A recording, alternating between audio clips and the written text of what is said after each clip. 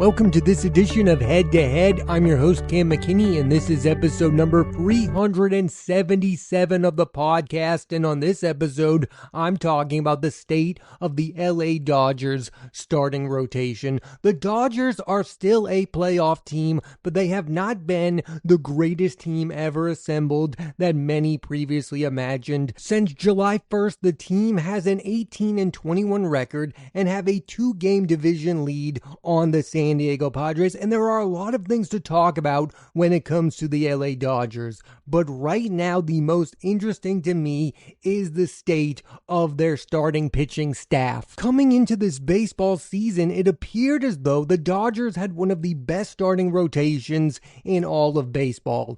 Blake Snell, a 2-time Cy Young Award winner, Tyler Glasnow, one of the most talented pitchers in the league, Yoshinobu Yamamoto, who emerged at the end of last season, and Roki Sasaki, a big free agent acquisition, and the idea being that Clayton Kershaw and Shohei Ohtani would come in later in the season as reinforcements. And that right there is the big problem, that those two have become two pitchers the Dodgers need to rely on. They are no longer luxuries, they are necessary. And I don't need to tell you about Kershaw's postseason struggles, and Ohtani is already going to be asked to carry the offense in October, and he's never pitched a postseason game. I mean, I just don't know if he can be a guy in October you can rely on to give you 5 innings against elite talent. Maybe you could argue this was the Dodgers' plan all along, but I believe that the Dodgers were not thinking they were going to have to rely on Shohei Ohtani as much as they're going to have to rely on him come October. And I feel the exact same way about Clayton Kershaw. Going into the season, I did not believe Clayton Kershaw would be given an opportunity to have a playoff start this season. Of course, I thought he'd be on the playoff roster, that they would use him from time to time, but I did not think he would have a chance to be a member of that rotation, and now he's most likely going to get the chance to start a playoff game. And yes, there's a part of me that thinks it would be amazing if Clayton Kershaw's final season, which it could end up being, ended on him having a major postseason for the Dodgers. That would be great. How likely is that? I don't know. He's still a very good starting pitcher, but he's not the Clayton Kershaw he used to be, and that guy used to struggle in October. To give fans of the Dodgers hope, I mean, this is a team that did not have elite starting pitching last season and ended up winning despite that. However, Walker Buehler did emerge as a postseason hero, and they had Jack Flaherty. My take is this: one of these pitchers is going to have to be an ace during the postseason for the LA Dodgers to walk away victorious, and I have my money on Yamamoto. I think this guy is legit. I thought he was going to have a chance to win the Cy Young this year. That did not end up happening, but I do believe he is the one I am picking to have a huge postseason. And one of the reasons I feel that way is because right now he is the most consistent member of the starting rotation. The other guys have great stats on the back of their baseball cards, but you don't know what you are getting out of them from start to start. I don't know what Clayton Kershaw I'm going to get every start. I don't know what Shohei Ohtani I'm going to get. Blake Snell is the same. I don't know who I'm going to get. Yamamoto has been their most reliable starter, thus he is the guy I am picking to be their ace come October, and I think he needs to have a big October or the Dodgers are not going to win the World Series. I mean, I mainly want to focus on the starting pitching, but the Dodgers this offseason did attempt to put together a super bullpen that included Tanner Scott and Kirby Yates, and I think those two have been good as members of the Dodgers, but they have not been elite relief pitchers that the Dodgers thought that they were getting. So yes, those two guys are going to come back from injury. They're going to come off of the IL and rejoin the Dodgers. I just don't know how much of an impact they will have come postseason time. What happens with the starting rotation moving forward is more important than what is going on with the bullpen. So this is something I talked about last year on the podcast when the Dodgers did end up winning the World Series without having great starting pitching. I mean, what does that actually say about the sport of baseball and the position in general? Because starting pitchers used to dominate during October. You know the names: Curt Schilling, Randy Johnson, Andy Pettitte, Madison Bumgarner, John Lester, big game pitchers. And maybe it's a bit unfair to call the Dodgers of last year a team that lacked that. I mean, Walker Buehler did step up in a big way, and Yamamoto had some big games. But let's be honest for a minute. The Dodgers won the World Series last year because of their dominance of position players, the Mookie Bettses, the Freddie Freemans especially, and the Shohei Ohtanis. And I, of course, have to mention Teoscar Hernandez. He is a big at-bat. He is a clutch at-bat. So is it just possible that I'm fixated on the starting pitchers of the LA Dodgers because I want the position to matter, especially in October? I definitely believe that is the case here. I want one of the heroes for the Dodgers to be a starting pitcher. I want it to be Yamamoto. I want it to be Tyler Glasnow. And I would like to see Clayton Kershaw change some people's views about him being a big game pitcher, because I do think this is most likely going to be his final season with the Dodgers. Like, we're there, and I hope he ends it with a great October run. We are at a place right now where no one is high on the Dodgers. Some are calling them a disappointment, but it's like, if you're not picking them, who are you picking to represent the National League in the World Series? The Padres, the Brewers, the Phillies? I'm sorry, these are all really good teams that also have massive flaws. I mean, the Phillies have bullpen issues. They are trying to rely on David Robertson, who has not pitched at all this season, to be one of their saving graces, and I just don't think that's going to happen. And it does feel like everyone outside of Dodger fans wants the Padres thing to happen. I think the Padres have a very talented roster, but history says you should not pick that team against the LA Dodgers, and I've seen this before from the Brewers. They were a surprise team last year. They need to show it to me in October. They need to beat a good team. They lost to the New York Mets. Pete Alonso hit that clutch home run against Devin Williams, and their postseason, even through the Dodgers' struggles, it's not insane to say they have the upper hand on all of these other teams, because the Dodgers are flawed, but what they have going for them is they've been there before. Freddie Freeman won the World Series MVP last year. Mookie Betts has won the World Series 3 different times in his career. Let's talk a little bit about what the expectations were for the Dodgers coming into the season and how they haven't met them. And I want to ask this: is it a good thing for the sport of baseball that the Dodgers are not as good as we thought they were going to be? I think that will depend on if they end up winning it all. Baseball fans act like they don't want a dynasty, but dynasties get people talking about the sport. I mean, this past offseason, all the talk was about the Dodgers spending money. It's also somewhat fun when fans come together to root against one particular team. Baseball is the kind of sport where it does not matter if you had the dominant regular season, if you had the best record during the regular season. It doesn't mean you're going to win it all. And I really do feel like people have just lost interest in the Dodgers because they're not going to win the 120 games that a lot of people predicted. So they're out here acting like they're just some other baseball team. No, we are still talking about the team that ended up winning the entire thing last year, and there's still a very good chance they could be a repeat winner. The only way that people were going to get back on the Dodgers bandwagon is if they made a significant move at the trade deadline, and they did not, and I don't think they needed to,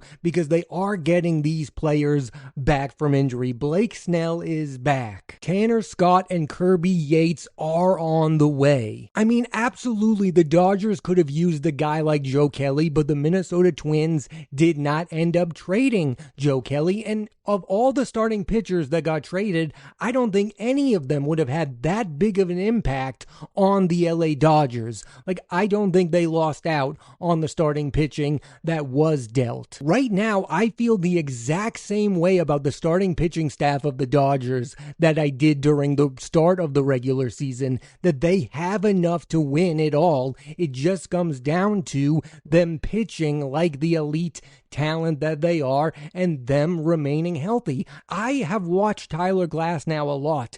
I think he is an all-star caliber starting pitcher who just has not been healthy enough throughout his career. Blake Snell is a guy who has had postseason success. He had arguably his best postseason start against the LA Dodgers when he was infamously pulled from the game. So far on this podcast, I have been asking the big question: are the Dodgers legitimate contenders to win the World Series? But right now, we should be focusing on the division that they've won 11 of the last 12 years, and this weekend was huge for the Dodgers. They swept the San Diego Padres, and more importantly, the starting pitching staff pitched brilliantly. Clayton Kershaw went 6 innings on Friday, Blake Snell went 6 innings against his former team on Saturday, and Glasnow went 5 on Sunday. If those 3 pitchers pitch like that during the playoffs, the Dodgers are going to win it all. And it's why I remain focused on their starting pitching staff. It's the missing ingredient to this team being one of the best teams we've ever seen. They've been without Blake Snell for most of the season. Tyler Glasnow has been out at times this year. Listen, I get it. The guy that most people want to focus on is Shohei Ohtani, because we want to talk about the guy who can hit a home run in a game where he's also thrown 5 shutout innings. I just don't know if he's going to be that guy in October. I think it would be amazing to see. He's already taken over the sport, but I think he would do it in a completely different way if he's doing it during the World Series. I just keep going back to the Dodgers should want to get to a place where they don't need to heavily rely on him being a starting pitcher, because I think his real specialty is what he does with the bat, and they are going to need him to be one of their best offensive players in October. Weirdly, I think he is the only thing that baseball fans are interested in right now when it comes to the Dodgers. They've pretty much forgotten about them being a World Series contending team, even though they are one. All of the focus is on Shohei Ohtani and these starts where he's sometimes pitching 3 innings, 4 innings, and people are keeping tabs on that because it's a big deal to see a player that good offensively also pitch. But I think what they're leaving out is the Yamamotos are going to pitch well in October. I think Blake Snell is going to be decent. Clayton Kershaw is always looking for redemption, and I'm never surprised when Tyler Glasnow pitches a dominant baseball game. And honestly, who knows where Roki Sasaki plays in all of this? Coming into the year, I think we all believed that Dave Roberts had the easiest job in the world, that he was being given all of the talent, that he was going to win all of the baseball games, and that he was going to win the World Series easily for the 3rd time in his career. I actually think he has a difficult task come this October, because he has to find out which one of these starting pitchers he can heavily rely on, because there is going to be a game, there is going to be a series where he is going to need one of them to be dominant. I'm always interested in the teams without a clear ace. I mean, the other contenders have one. The Tigers have Skubal. The Chicago Cubs have Imanaga. I will once again admit that is an old school way of looking at baseball and looking at the postseason, that it's about the starting pitching. I mean, the Tigers went on that run with 1 great starting pitching and mostly bullpen help, but Skubal made a huge impact on where the Tigers went last season. As I have stated, I believe the Dodgers are still a very good baseball team that could have a chance chance to win the World Series, but they are a middling pitching staff. The Dodgers as a team have a 4.1 ERA. That's 18th in all of baseball. Last year, they were better. They had a 3.90, which was 13th in MLB. Still not great, but better than last year. I guess what I'm left wondering and what I'm asking on this podcast is, does that matter? And what's great about the sport is come October, we are going to find out. We are going to find out if these pitchers are as good as I think they are, and if they're not and the Dodgers still bring home a World Series championship, who will care then? Absolutely no one. There is a small piece of me that believes that this truly is the Dodgers' master plan, that they were never interested in winning 115 to 120 games, that they were always going to take the regular season easy, and then they were going to come on during the postseason. Because even without being that dominant team, they still have a really good shot of winning their division. I mean, we really thought that the division was going to be much better. The San Francisco Giants have completely fallen apart. The Arizona Diamondbacks traded some of their players away and are no longer competing. It's just all become about the Dodgers and the Padres, and in that race, it always seems like the Dodgers are the clear victors. The failure of those other teams have made it so that you can overlook some of the flaws on the Dodgers and say they are going to be okay, because the Diamondbacks aren't the team we thought they were going to be, and the Giants are not the team we thought they were going to be as well. I guess what I'm really trying to say here is your actual opinions about the LA Dodgers do not matter unless you have great feelings about another team. Like, it shouldn't just be, I don't believe in the Dodgers. It should be, I don't believe in the Dodgers because I believe in the Brewers, because I believe in the Phillies, and all the power to you if you believe in one of those teams. I'm just not there yet. And let's talk about the AL as well. I mean, let's put out this hypothetical. Who are you going to pick in a World Series matchup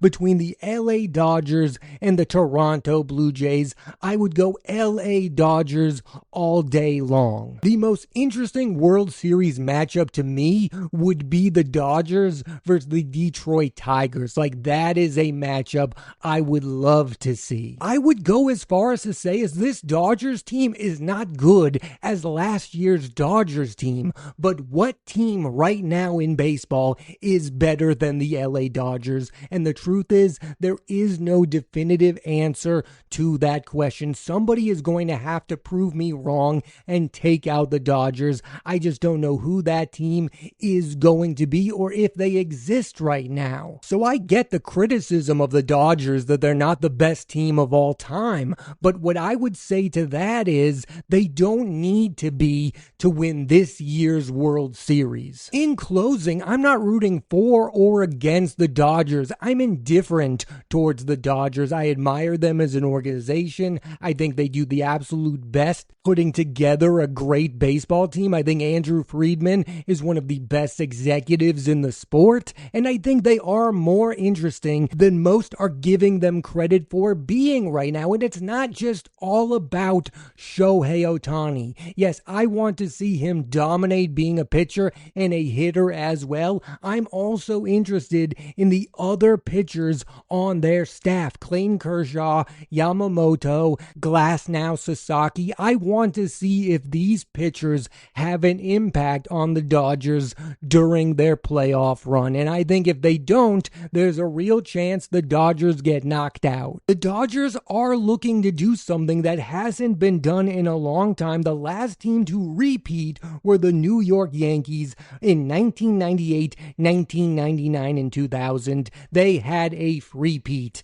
That was the last time the sport had a repeat World Series champion. And parity is very good for the sport, but I do think in some instances it is very good if there is a Goliath in the sport of baseball, if there is this team that's just dominating over the others. And yeah, I think it's good when that said team is an historical franchise like the LA Dodgers. It would not be a bad thing if the Dodgers were the first repeat champions since the Yankees. I'm not fully on board with that being the case just yet, but they have a legitimate chance in my eyes. And it's no longer about what the Dodgers have or haven't been all season long. It's now about what they are going to be moving forward. I'm looking at a team that has a chance of playing their best baseball in October, and if that's the case, they walk away winners. I would not predict this to happen, but I would absolutely love if Clayton Kershaw ended his career